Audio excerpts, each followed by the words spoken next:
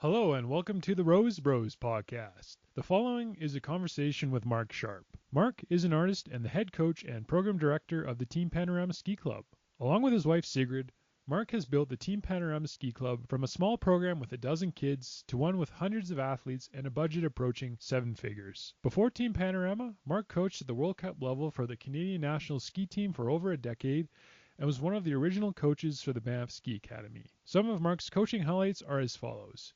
He was awarded the Alpine Canada Coach of the Year award in the year 2000 and 2002. He was awarded the Canadian Coaching Association Coaching Excellence Award in the year 2003. And he coached Alison, Forsyth, and Genevieve Simard to 6 World Cup medals, as well as a bronze medal by Forsyth at the World Championships in St. Marie in the year 2003. Born in England, Mark grew up in South Australia, where he obtained his Bachelor of Product Design at Adelaide University. Mark is also an accomplished artist, and with his design background, has a unique and distinctive style that uses intense colors as he brings to life the Canadian Rocky Mountains and Columbia Valley, where he has lived with his wife and family since 1989. His most recent works can be viewed and purchased from the About Canada Gallery in Banff, Alberta, the Effusion Gallery in Invermere, British Columbia, or at his Invermere studio titled the Alpine Gallery. Mark's work can also be found at marksharpart.com, where you can learn more about his art and upcoming shows. Having known Mark since I was a kid when he coached me as a young ski racer, it was an awesome episode as we talked about Mark's evolution from coaching at the World Cup level to the grassroots level of building and growing the Team Panorama Ski Club, the current state of ski racing in Canada, building and training athletes, creativity, Mark's career as an artist, and a lot more. Enjoy!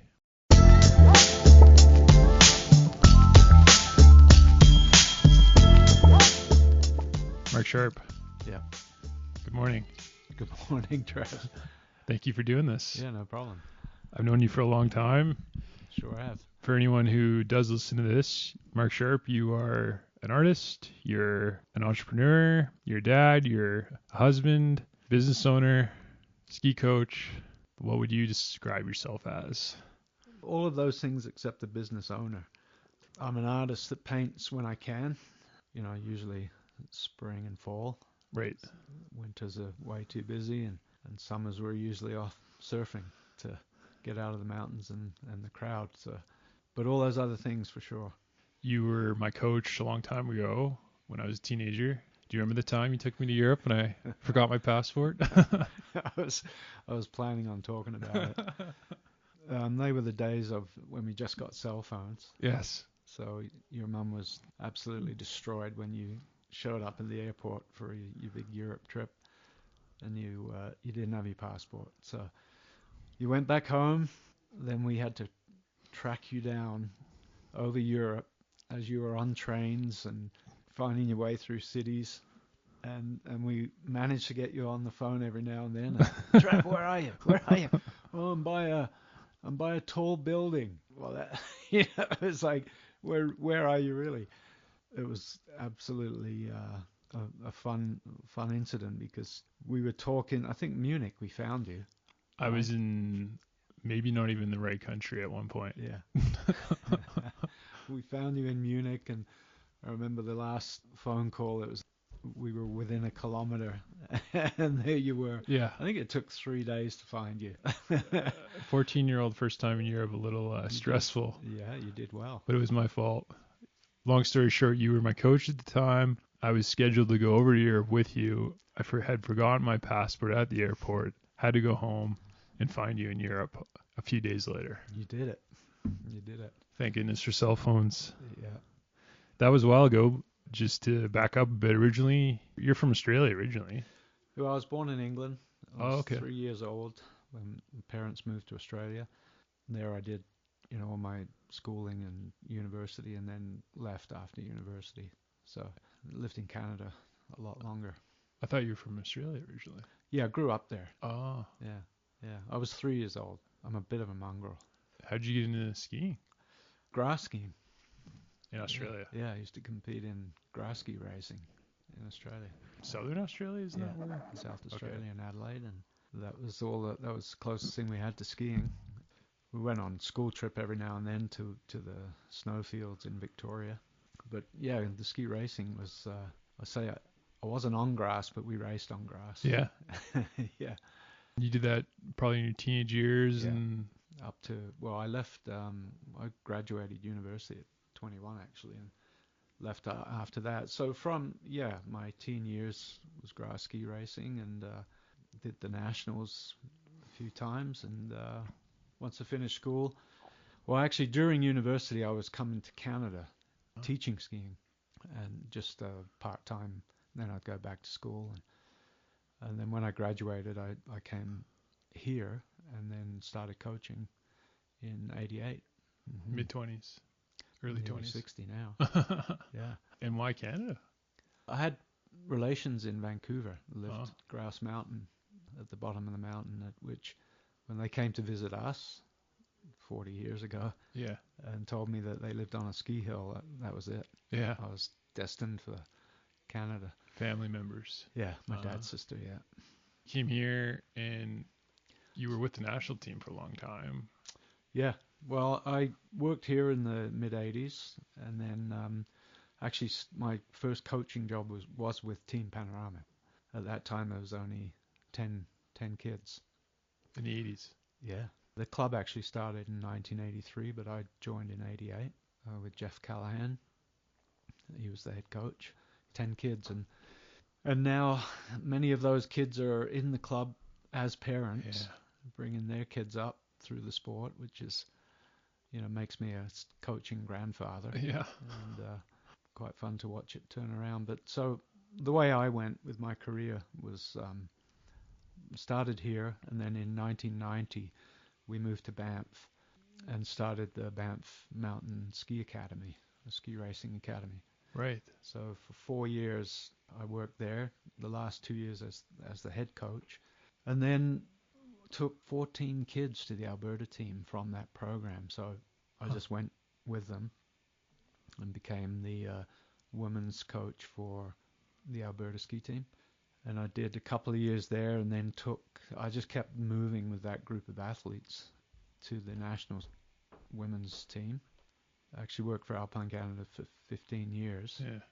Finished off with the Vancouver Olympics, and then retired in 2010 because my boys were at that age and ski racing here. I took over the club here Back to 2010. That was the time where there was kind of a boom happening, and then the club had built from, I think it was around 25 or 30 kids, and then ended up in those years, 2010, 2011, around 130, 140.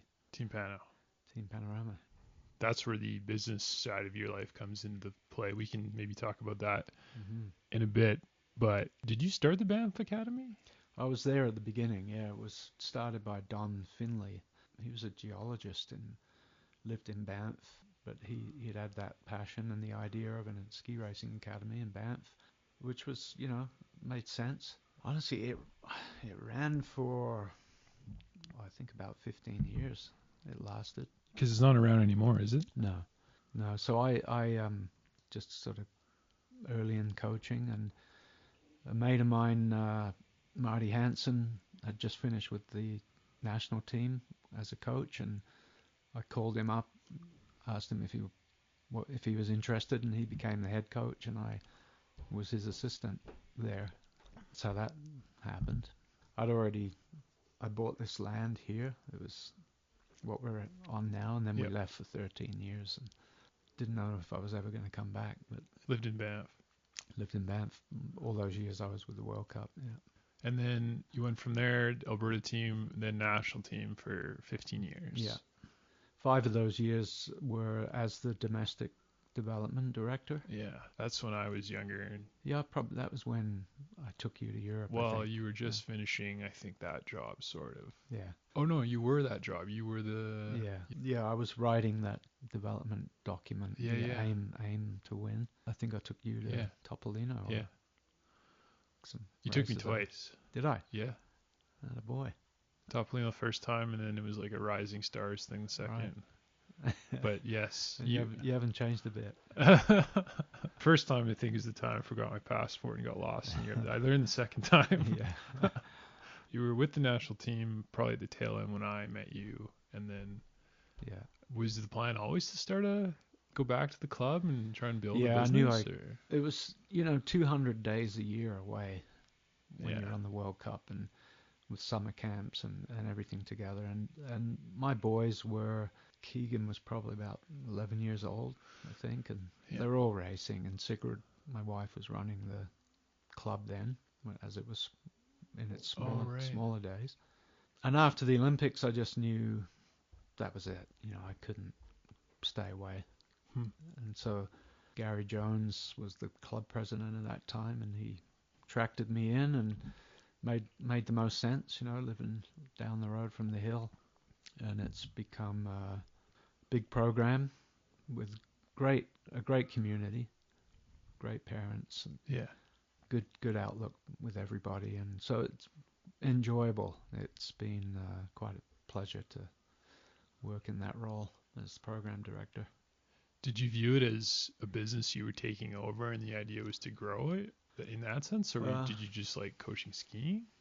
Yeah, I never thought of it as a business at all. It is, we were saying it's well over $500,000 budget every year for the staff. It's big 30 coaches run with.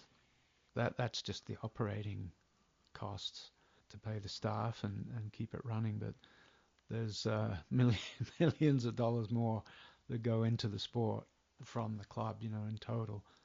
Travel, you know, family travel, people who own homes up here so they can be in the program, and the scope is massive if you thought about it that way. Yeah.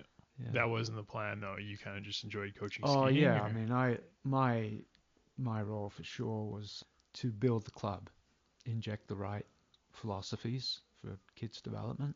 And my kids are involved, and obviously as a coaching parent, you're definitely always trying to do the best for every single athlete. And when you've got your kids in there in a program, it just helps ground you, you know, like it sort of helps direct what you do. That way everyone benefits, and you bring all your knowledge. My goal was to build the club to a club that could move kids from the club level to the provincial level and eventually national level. Yeah. By doing the right things at the right time with the kids' development. Did you view it from an entrepreneurial lens, or was it strictly skiing? Yeah, it's just skiing.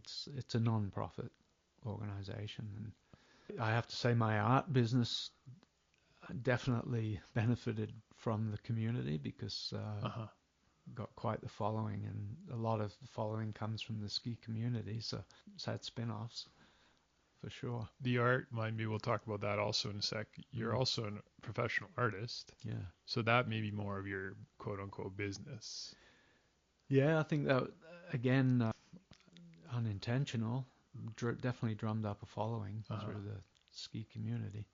The club, when you took it over 10 kids, the club now has 120 kids. What was the budget when you started, roughly? Well, it was 10 back in the 80s, and then I think it was around 35, 40 when I came in. And now we're into the hundreds of thousands. Oh, yeah. Yeah, well over. That's cool.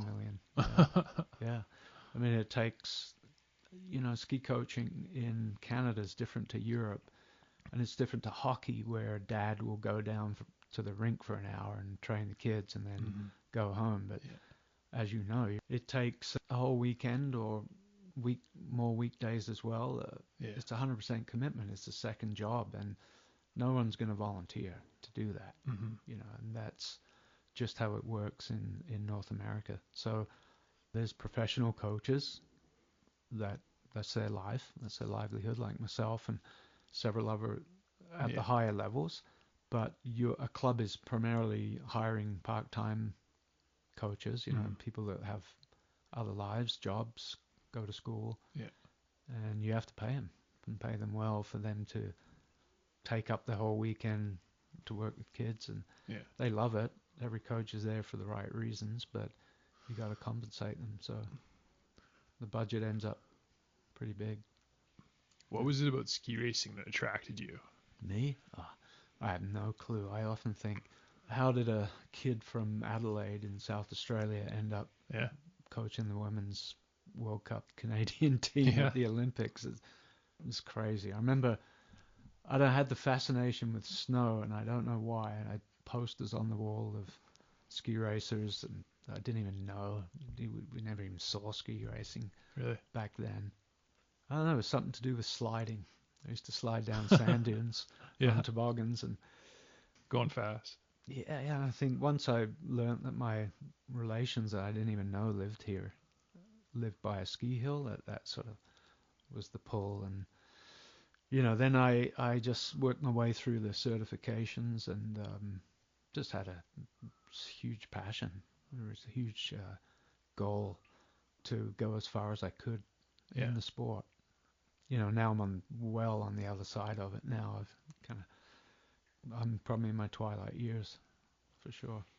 Yeah. Do you think not growing up as a ski racer maybe helped you as a coach, or do you think it's better to grow up as a racer being a coach? My university was industrial design, which was product design, so it was very creative. I've always been creative, and that creativity quickly, and that's my personality, I guess, showed up in my coaching. I always had different ideas and tried different things, and I think that kind of held me, on a path of trying to always find something better, how to do it, how to make somebody better. I was heavily involved in cricket in Australia. I played state cricket at a young age, and so sport's always been a big part of my life. But yeah, why it ended up in Alpine ski racing is crazy. But a lot of the traits carried on, and even through the World Cup years, taking on the Europeans with some young Canadian skiers that really hadn't done anything was a drive. And I don't really miss those years, but I do miss the race days, taking on the rest of the world. Absolutely. Yeah. You didn't grow up racing, but you were a successful coach. When nowadays you run a program, do you think that a racing background helps coaches, or do you think it's more of balanced person's creativity? Yeah, it's the mind, it's the personality. Coaching is black magic. Right. It really is. It's how you relate to people, humor. Yeah. You have to have humor, a creative mind, competitive. You got to be competitive to be a good coach. Yeah. If you don't have that, the drive's not there to get better, make your athletes better. Yeah, I mean, you were an awesome coach, and you didn't race. Yeah, so, not on snow anyway. The traditional path, like growing up racing, and yeah.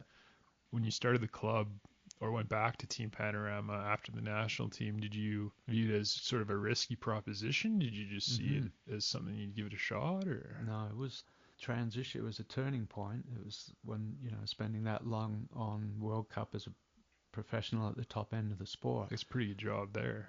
Yeah, I mean, it is very it's the easiest job because everything's looked after. You have physios, you have service, you have people in the office doing your travel. I mean, everything's done. You just got to focus on the sport and your athletes.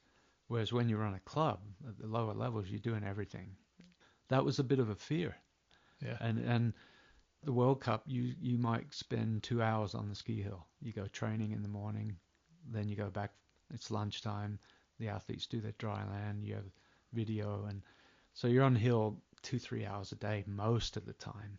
Yeah. And when you're at the club level, you're there before the lift opens and when it closes.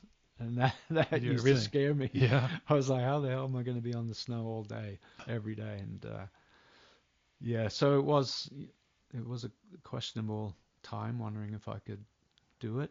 But Team Panorama is such a nice program.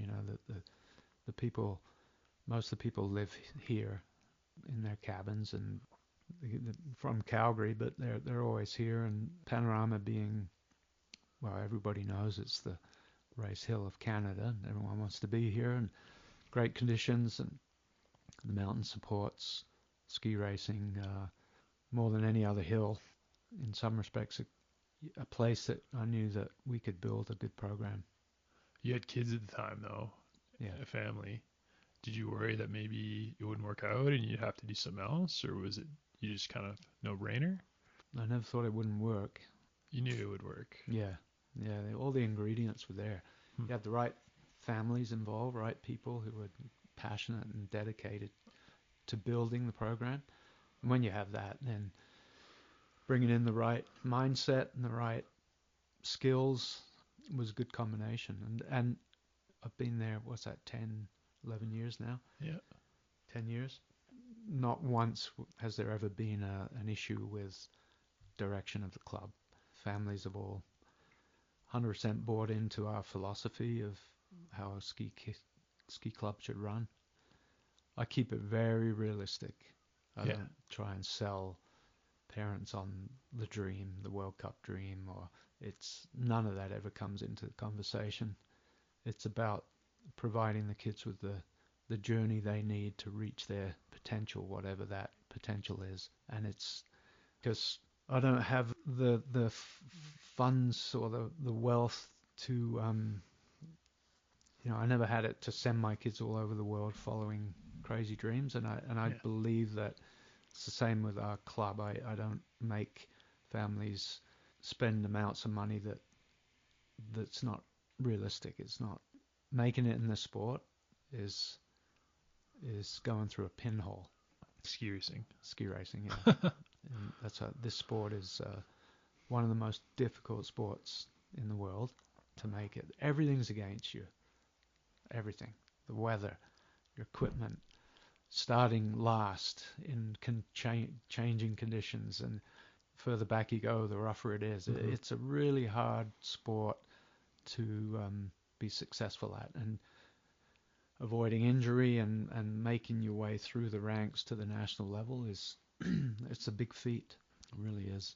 For me, running the club, it's really about the kids really enjoying their time, and we provide them with a program that will develop all the skills they need, and if it's inherently in them, they'll come out and they will progress.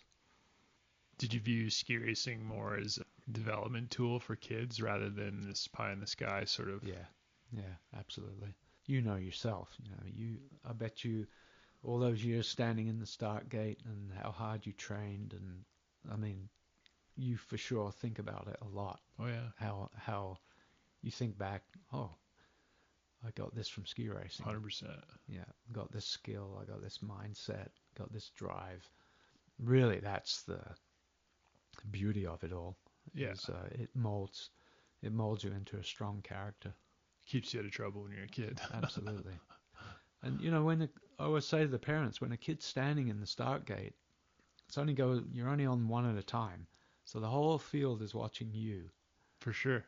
You've got to make it through that course. Be steep and icy, and you got to muster up a lot of courage. Yep. And kids start learning that at a very young age. I have noticed that skill. You know what I mean? It's like yes. It's just you in the gate and the clock. Yeah. You're not protected by a team where you're playing on a field and where you can make mistakes and cover them up. It's very true. And other teammates will cover you up. It's just you. So I think really is sport that develops such strong characteristics in the people. And so many, I don't know what the percentage is, but I would say super high percentage of kids are successful in the rest of their life because of it, just because of the molding that they had. Have you noticed that? Yeah. Like I said, I'm a coaching grandfather, and I don't know any kids that I coach that are in jail, not doing well or in jail. Yeah. No, it's pretty powerful. It's kind of a side note, but Bill Bowerman, the guy who started Nike with Phil Knight, he viewed the track athletes as science experiments, and running was just a conduit. Do you ever view ski racing as a giant social experiment or athletic experiment? Yeah, I mean, I always said that ski racing, any sport really, it's like a train. The train's going along the tracks, and kids jump off, and they jump on at different times. But the train keeps going, and no one ever turns around and waves waves at you or like come back. Right. Everyone's on a mission. They just keep going. But I've always said, wherever you get off the train, you're never gonna regret it. You're gonna have more skills than you had when you got on it. Do you ever see kids stick around the sport too long? Yes, they do, but that's only because their passion's still there. Yeah. And sadly, what happens is that there's nowhere to go. Alpine Canada has had a rough 10 years. Yeah. Basically, it's dissolved to a point where there's been no development system whatsoever. And so kids, it's obvious, kids look up and they go, well, there's nowhere to go. I may as well get out of it. I remember thinking that even when I was younger. Especially if you make the provincial level, which you're pretty much at the provincial level. When you see no development team above, okay, time to go to school. Yeah. It's been very sad watching it. It's been heartbreaking, actually. Yeah. I'm watching so much Canadian talent disappear because there was nowhere to go. When we definitely had the raw material, squandered it, really. Just because of, well, for whatever reasons, many reasons. Why? What happened? Where are we in the position we're at with Alpine Canada? Because when I quit, it was okay. Yeah. You could still, like, even as a young kid, you could see, like, there was no $1 million contracts, like the NHL or anything, but and things just seem to have fallen apart. Well, obviously it's money, right? Yeah. It takes money to run a big operation. And, those details, the money disappearing as the years went on, caused decline in what they could do and what they could offer. And then it just became more and more expensive for the athletes to actually pay to be on the national ski team. Subsequently, the teams were smaller and smaller. Talented kids who were at the level of elite development level never got the opportunities to. They didn't get the chance. Yeah. They didn't get the rub off with better skiers. They didn't get the opportunities to be with peer groups of their own caliber and be developed. You got to have the environment, a big environment with big numbers to create that peer power, and that's what creates success. Yeah. But we've just got smaller and smaller. I think there were many things done that I think it became a bit lazy. There are things we could have done that wouldn't have cost money, but money was always the excuse. The money would have been out there, I'm sure, for creative, robust ideas and projects and trying to hang on to the spirit and motivation of the country, but everyone lost faith. Businesses lost faith. They didn't want to put money into it. Nothing was being done. So it was like, why are we going to dump money into something that's not doing anything? Right. And so it's chicken and the egg. You need success, and then it brings interest, and then you're back on a new spiral. Yeah. Hopefully now that they're at that point with a new board and new leaders in ACA, I hope they can inspire development again. Because without the development system, you have nothing. Yeah. You're just going to run around the world with the same group of guys who get older and girls, and then you got nothing. Doesn't take long. Austria and Switzerland, right? They have over 100 athletes each right now, and every one of those athletes is on some kind of strategic stepping stone plan of how they're going to move up and where they're going to get to, and how do we get World Cup spots, and where's the service, where's the physio, and it's massive. Sadly, we're a bit like gypsies right now. Very, very little staffs and very little support resources. All the way through, everyone's done their best, but it just spiraled the wrong way. Do you think it's part of the inherent Canadian system that ski racing is just tough to do in Canada? Big country, spread out, not much government support. Yeah, 100%. Geography's against us in some respects, that it's hard to have the best always together. The way the country's built, it's, with the big provinces, 4 big provinces, they're separate countries. They have their basically their own management, their own sponsors, and so trying to coordinate those is a monumental task. They run themselves, and Alpine Canada doesn't really have the hammer over the provinces. If it was a hugely funded sport and Alpine Canada had the resources, they could call all the shots, but it doesn't right now. You end up very segmented, very fragmented, everyone going in their own direction, and it's hard to, because of the size of the country, bring everything together a lot. I guess building a program is kind of like there's a bunch of pieces of the pie, one being the Canadian system is tough to manage. Another piece of the pie might be budgets and money. Do you think there's one piece of the pie that's more important than the others? I think, money's always the overriding piece of it. But I really do believe that spirit and motivation and culture drives everything. Like if we were out there and the country really believed that, right down to the grassroots level, if everybody could see the pathway through and see success at the top level, everyone's proud of the Canadian hockey team because they see it a lot. Because they win. They win. Nobody talks about that. No, there's that culture, there's that spirit, and when kids are on the pond, playing shinny, they're pretending they're one of their heroes. And they're winning, and we don't do that. The kids don't see it enough unless they seek it out themselves. It's not in the papers. It's just not at the forefront, and I don't know if it ever will be. Maybe that's it. Like I said, a difficult sport. Unless it was on TV every day and we were winning, then it might be different. If you did have a magic wand and you're trying to fix Alpine Canada, what would you do? We mentioned numbers before. When I finished in 2010, I think we had 60 athletes on the ski team. Now we have 12, 13. So that tells you that something went wrong along the way with being able to have the right number of athletes to generate belief. And belief is the magic ingredient. Belief that there is somewhere to go.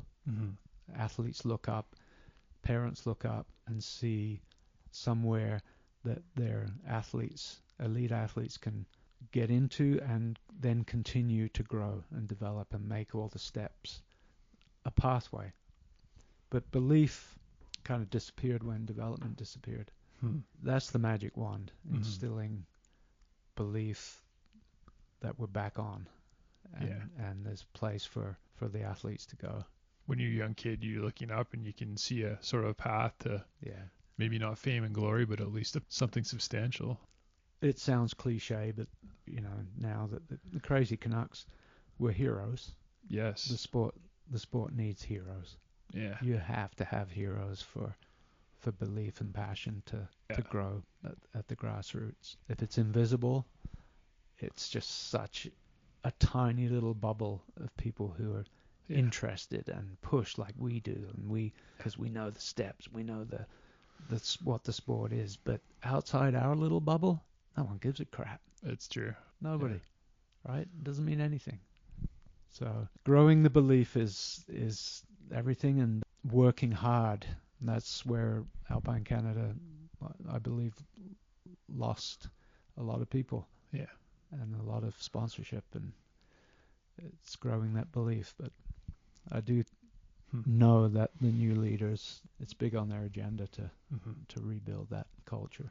To use a metaphor, you can't just expect to grow your garden and harvest the nice big flowers out of nowhere. You got to take care of it and fertilize them. It doesn't happen overnight. No. We have 12 on the ski team or 13, but we still have the same number of kids playing the sport. That didn't diminish. Right. So it went from 60 to that, but we kept the same numbers in the game. That's bizarre. Yeah. Unless those avenues are there, that belief and motivation is easily knocked. Do you think the sport needs more athletes coming back into it and putting the time back in? Or? At the leadership level? Yeah. I don't think it's a given. I don't think it's the only answer. It happens. Many World Cup teams and organisations have guys coming back for sure.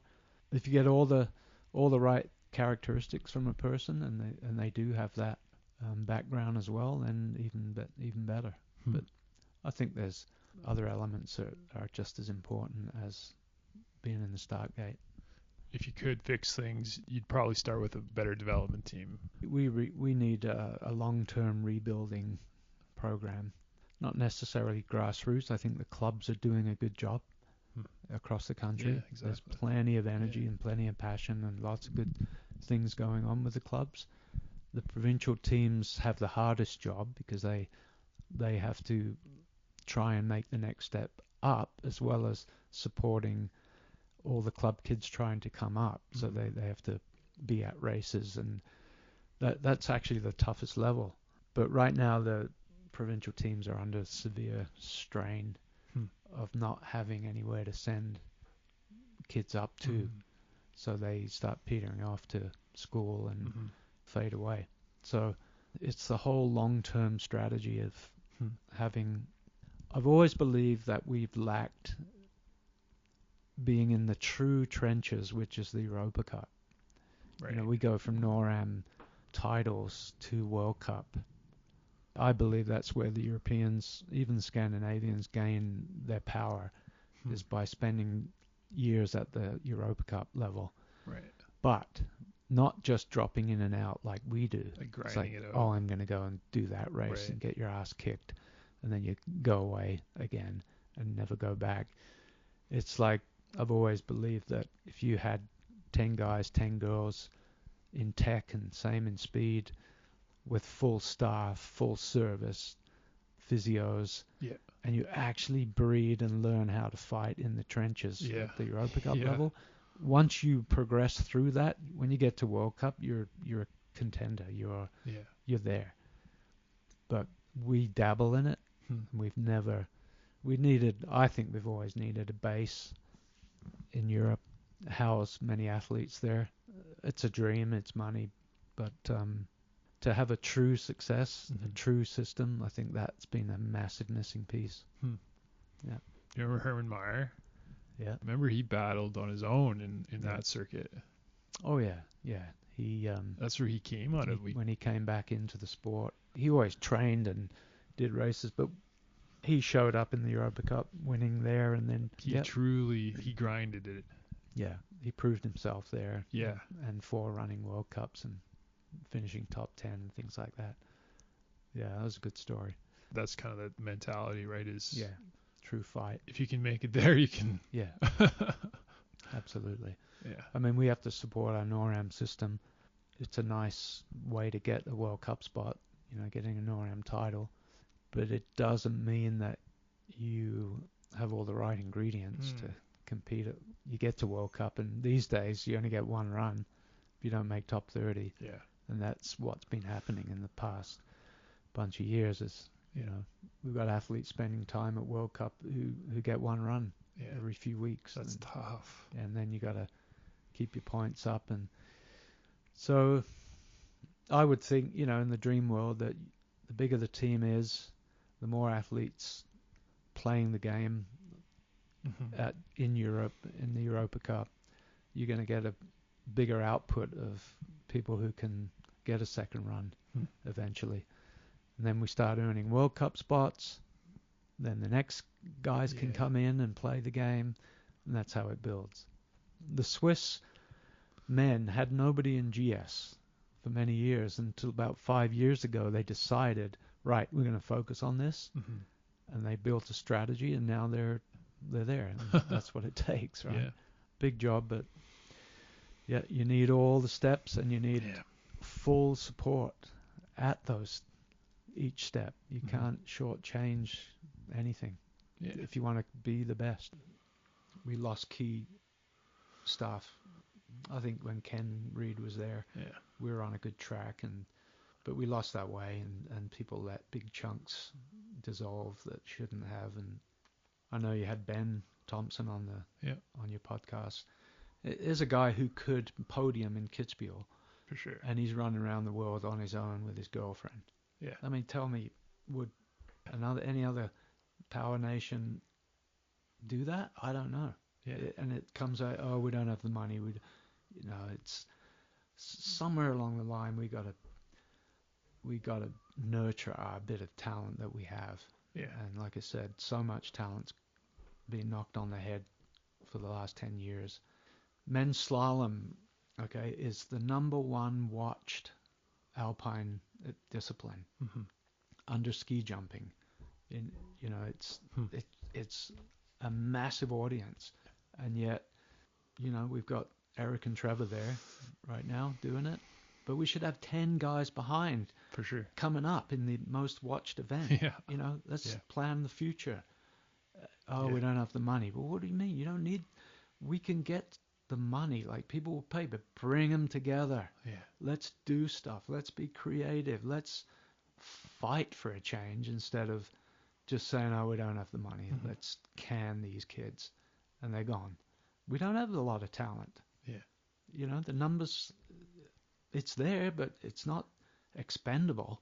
We can't say, oh, we're going to take that one and you three are gone. For sure. We're going to hang on to every kid who can ski at the elite level, It's more malleable. And build, work. You got to work. It's not, you can't just wait to hang your hat on a superstar and say, oh, that's our system. Yeah. Look how good we are. A Schifrin or a Hirscher. You got to get to work. And you can't get to work if you only have tiny numbers. Yeah. Look at the men's team. They lost speed team. They lost 2 guys the other day. That's a massive percentage of your team. When you got like 5 guys, 2 are gone, that's 50%. I don't know. I mean, it's easy from the outside, but I do believe that there was a lot of laziness. I do. I liked when Ken Reid was the main guy, the emphasis was on winning. It seems like when you're a kid, the idea is to win. Yeah. You don't celebrate. I mean, I understand you want to get top 10s and top 15s, but that's not why you're there. No. It seems like maybe that spirit's been lost too. Like, it's, oh, okay, you got 10th place. I mean, that's good, but it's hard to read the websites and the blogs of we did well, we're 18th and 16th and that's what I mean. 12th, and I mean, there are big accomplishments. But the idea is to win. Yeah. I think it just needs a whole new rebuild and massive boost in motivation and culture, and everyone reflects on the Norwegians and small country, big success, but it's only because of work ethic and having the best kids work in the right environment. It's peer power. It's rub off. What we always have done in the last 10 years is built walls in front of kids that are coming up. Oh, we can't afford you. We're not going to have this size team. It's another obstacle. And in the end, kids give up. That's how we've been. It's been sad to watch. Do you think better management would help? It all comes from top down. Yeah. Everything starts at the top. You got to have the right leaders with the big visions and the guts to try stuff. Maybe money's not even the answer in that scenario. No, I mean, it makes it, for me, own the podium was a commendable thing. It wanted to provide the resources to the athletes that were tracking to Olympic and World Championship medals. As the money dwindled from other areas, and that became one of the only sources of funding, then all the thinking went that way. Oh, we can only think about the kids who are tracking. It got smaller and smaller, and it was like, oh, we can only, this is our job now. It's just this. Yeah. Just these few at the top. Well, you can't build a system on that. Eventually, you're going to run out, and nothing's coming up behind. So the leadership, like I said, they didn't give up, but it was like, oh, we can't do it. We can't develop. But even if there was $100 million in the bank account, like I remember asking Ken Reid, and he said, yeah, that'd be great. Of course, you need the resources to back the athletes up, but you also need someone to manage the money, right? Absolutely. Smart people with big vision and the right strategies. And like I said, hopefully those people are in place now. I might not see the benefits of it as a coach, but or my kids, but maybe there's a future. Do you ever think about going back to the national team level? Or is that boat sailed? I did, for a couple of minutes a day. If they paid you 7 figures, maybe. Nah, it's not even that. I just watched the women's slalom from Semmering just now on the computer, and like I said, it's the race days and working to take on the rest of the world is the drive. But man, you sure hang around a lot in between those moments. When you're away from your family and you're home, it's not an easy job. It's a tough job, being away that much. So, yeah, there's parts of it I miss, for sure. And it is wonderful working with the best athletes, in the sport. It's a nice profession. Yeah. Getting back to Team Panorama, was that fulfilling watching the club grow? Yeah, I look at kids out there now skiing, and not being biased here, but there's some little kids skiing that I go, holy crap. My girlfriend says that. Yeah, this kid, I look at him and go, that kid skis better than many national level athletes, technically. Right. There's some fantastic little skiers.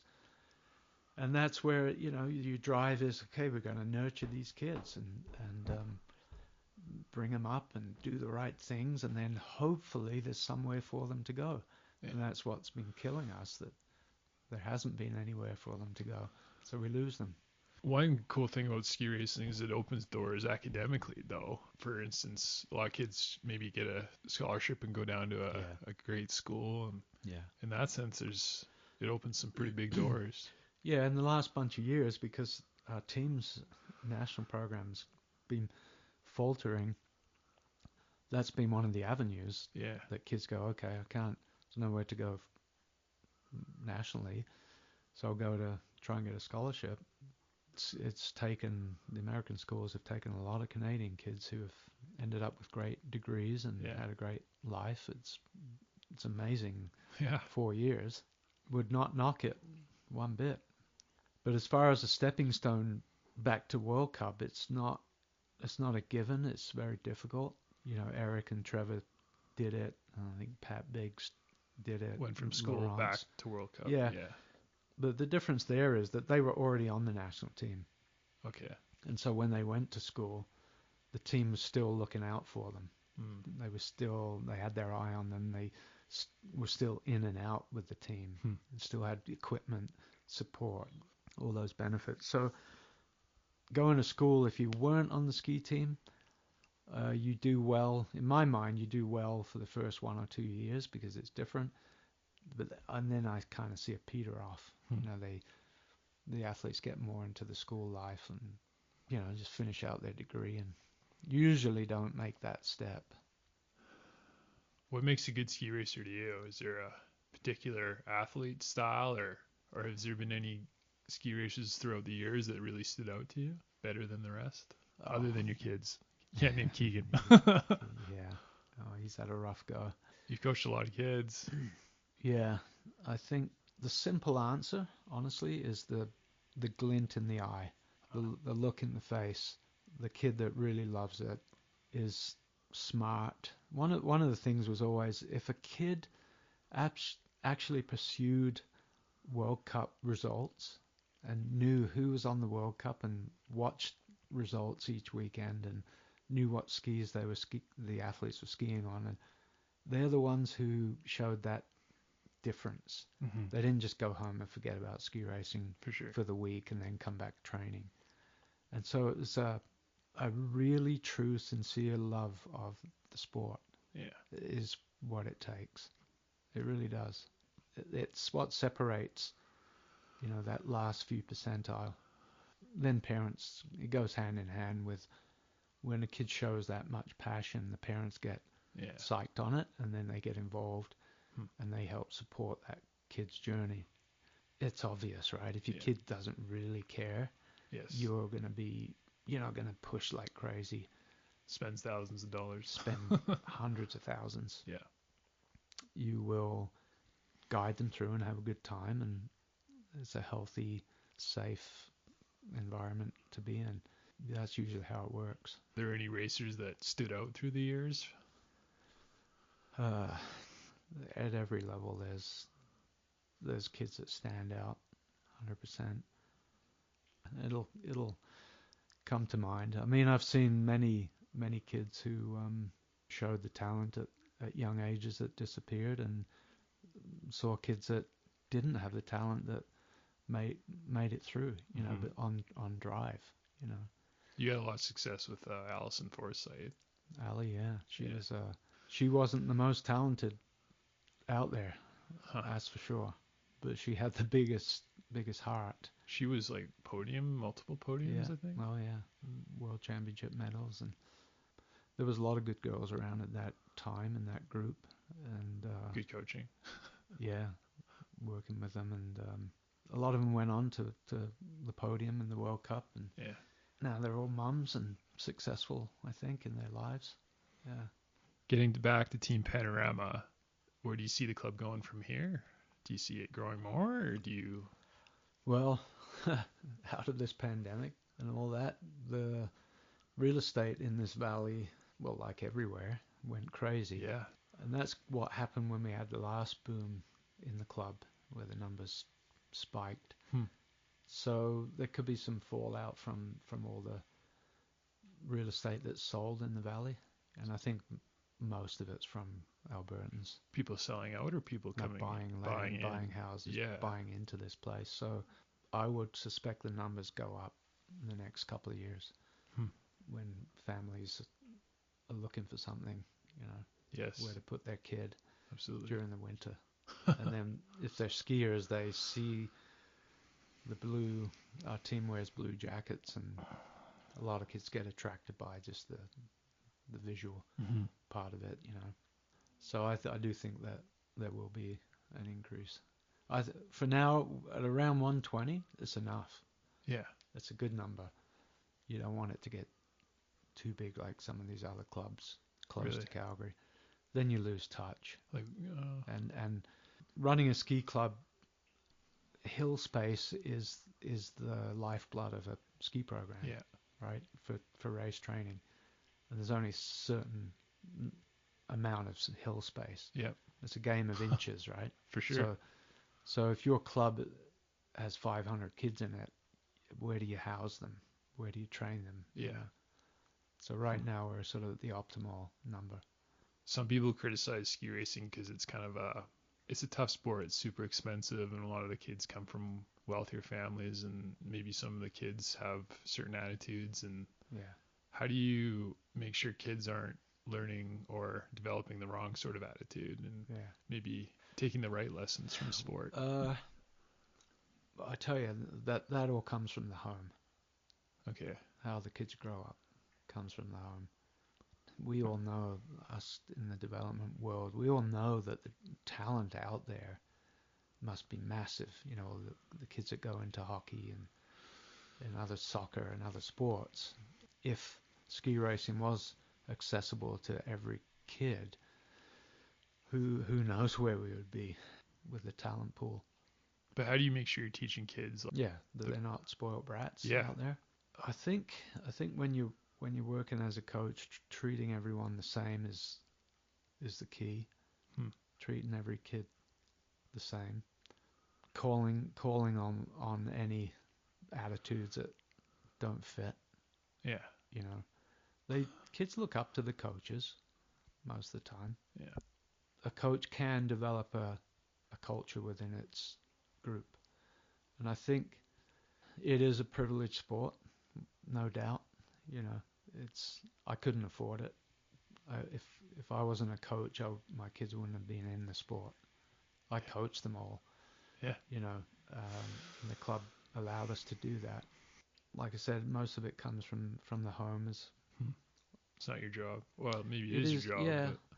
But never run into the attitude that comes along with it is if you generate a good spirit in the club and the kids are into the sport, which I find there's a high percentage of them. Yeah. There's a nice energy. It's not. I haven't really run across many kids who are out there just as spoiled brats and they're not putting in the effort. The kids work. They try hard. Yeah. Team Pano's still at that size where it's more quality than quantity. Yeah. I think I pride our coaching staff. Like I sort of pick them certain kinds of people that you want in bringing in new young coaches as well. It's all about the right personality. Yeah. Having the little kids look up to the coach. Yeah. They got to portray, like I said, an energy, a humor, a passion for the sport, a hunger to improve the kids. I mean, it's not easy. Yeah. In any sport. No. It's a vastly different ranges of intensity and passion.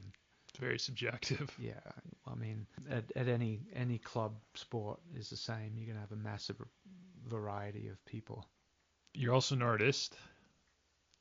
Is your creativity and your creative side of your life influenced your coaching? Do you think it's important for sport? Yeah. If you come across creative, come across with ideas that spark the athletes, they get involved with your creativity and feel it and know that you're trying different things with them, and because there's a lot of frustration from an athlete at times. It pays off, and I think people viewing from the outside also see it. If you're stagnant or you're a robot, you have a spark. I think people see it, and it's important. And yeah, for me, creativity has always been at the core of how I coach. Like, I'll quickly see if something's not working, and I won't just keep pounding away at it. Always try different ideas. I remember thinking that about your coaching style. Did you? Yeah. It's weird. It's intuitive maybe. Yeah. When you're young, you don't even know how to describe it, but that's interesting. Yeah. Cool. I remember that. How'd you get into art, being an artist?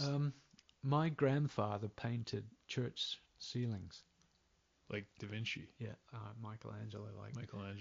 And murals, and he was an artist back in the 30s and in England. My dad was pretty good at it, painting and drawing. From about 10 years old, I would paint pictures. Was okay at it, and then with my university degree in product design, there was a lot of illustration, and so I developed skills there. Then 1996, living in Banff, I would walk around Banff and look in the gallery windows and see the price tags on some paintings and think, holy crap, I could do that so easily. Yeah. And so business. I did. Yeah. I did. The first painting I sold was for $5,000. That's a great business, yeah. And my style just, everyone has their own styles. Are you oil on canvas or? Oh, that's a very old. Look at 1992. But that was my auntie asked me to do that. She saw a picture. She just needed that picture on her wall, but I ended up with it. I think the way I learned to illustrate is sort of came out in my painting. I have a different style, different color use, and it was quite distinct. I did a fundraiser for Alpine Canada back when I was doing the domestic development. Donated over $100,000. Really? That's awesome. As long as I said, I'm going to sell these prints, as long as that money goes towards development team. That's cool. There's probably not too many coaches that have done that. No, that could have been your nest egg or your retirement. I'm reading Leonardo da Vinci biography right now. It's pretty interesting. Yeah, crazy, huh? Really gives you a bit of a taste of art history.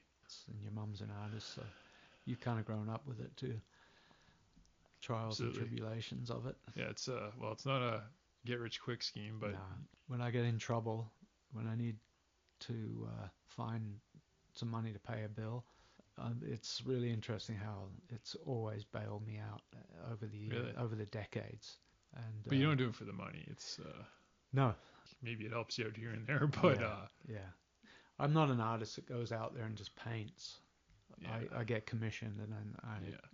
I'm motivated for that project. Just that's because of time. If I was retired from everything, I would just go and paint all day. And Really? yeah, That's cool. but life's way too busy right now. So it fits in places, and I get a huge buzz out of it and enjoy people's reaction to it, to my work. You ever think about writing like 50 grand on the price tag one just to see what happens? Yeah, I've questioned many artists who make that kind of money off of paintings, and you know, why is that worth 50 and that's not when it's just as good? Yeah. It's a weird, Yes. it's a crazy, stupid world, the art world, that's for sure. Like Banksy. Yeah, all that kind of stuff. There's some bizarre things that go on, but I got a building out there which I built purposely for a gallery. You know, I'm getting really close to. Right now, it's full of surfboards and ski boot tuning machinery and kids' drums. There's everything out there, but I'm getting really close to that to become a studio gallery because it's nearly time. You know. Do you have any artistic inspirations? No. Just yourself? Really? That's the truth. Yeah, I don't. I look at a lot of art and only some stands out to me.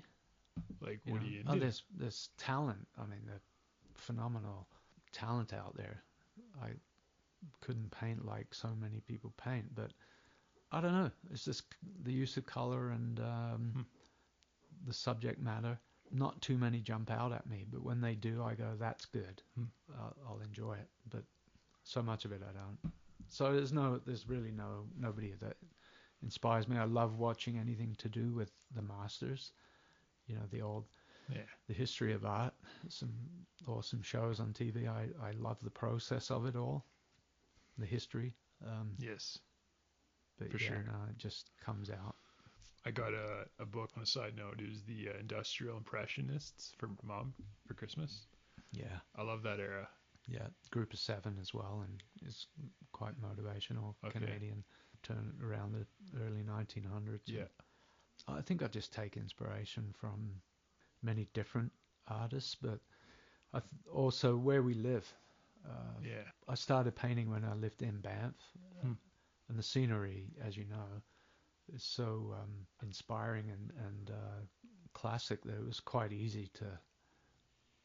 The subject matter was there for me, and I like painting mountains and blue skies and you know, it's rivers all there, and trees. It's just the way you put it together. But I incorporated ski racing into that for quite a few pieces of art, and it worked quite well. That's cool. That's a awesome conversation. I really appreciate you taking the time. Yeah, it was a pleasure. What advice would you give to maybe someone looking to grow a business like you did, and or a young artist looking to start out? Well, I mean, I would, as far as the art goes, I wouldn't give any advice because I just run off of instinct with that. Okay. And until I sit down and go, okay, it's time to do this properly now, then I would start thinking about it. But I think the ski club it's a non-profit organization funded by the families, but I treated the whole structure of the team and the team philosophy as a business. Like it had to have the right coaches, it had to have the right energy, it had to have the right elements and critical development elements and the right vision of where we wanted to enable the kids to develop and grow. And I always said this, that the amount of energy that a high-level coach puts into the sport of ski racing, and I have devoted my life to everyone else's kids that have been in touch, thousands of them. And if I had have done that towards my own business, that amount of energy and lifeblood, probably be pretty successful. Be a billionaire, yeah. when I look at a hockey coach or NFL coach or any other guy who makes millions of dollars a year, I've always said I put as much energy into what I've done For sure. as that guy, right? So I think it takes that devotion to be successful, and I've poured that in. I poured a lot into the national team all my years there. I believed in it. I gave everything I could to make it better at that time, and then I just took that into the ski club. And Sigrid's the same. Yeah, you know, for sure. She loves kids, and there's a real desire underneath us to whatever we do, we want to make it better. Yeah. Yeah. I think, James and I were saying Sigrid and Mark may be two of the most personable people we know. Seriously. Well, that's great advice. Favorite ski hill, we'll end on that. Do you have a favorite hill you like to go to? Favorite ski hill? Yeah. I don't ski anymore. For someone who's skied the world. My kids, the boys, they just shake their head at me because when I'm done this journey, I probably won't ski again.